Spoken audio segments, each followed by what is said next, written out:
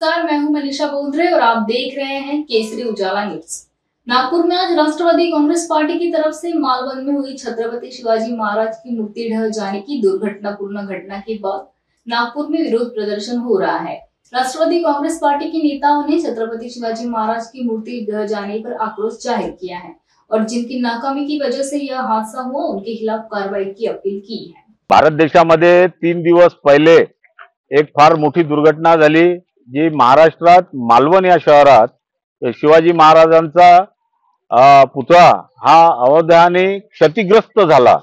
आणि त्याच्याकरता म्हणून राष्ट्रवादी काँग्रेस पक्ष नागपूर शहराच्या वतीनं आमचे सगळे नागपूर शहराचे पदाधिकारी, कार्यकारी अध्यक्ष श्रीकांत शिवणकर, माजी नगरसेवक राजेश माडे, विदर्भाचे अध्यक्ष माधुरीताई पालीवाल आणि सगळे समस्त आमचे विभाग अध्यक्ष यांनी एक मुक मोर्चा काढला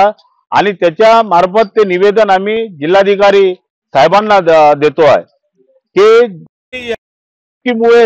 हा पुतळा क्षतिग्रस्त ताबडतोब जेलमध्ये पाठवावा। माननीय उपमुख्यमंत्री अजितदादा पवार यांनी कालच या महाराष्ट्राच्या 13 करोड जनतेची माफी मागितली आहे आणि त्याच्यामुळे पूर्ण महाराष्ट्रामध्ये आज राष्ट्रवादी काँग्रेस पक्ष हा मूक आंदोलन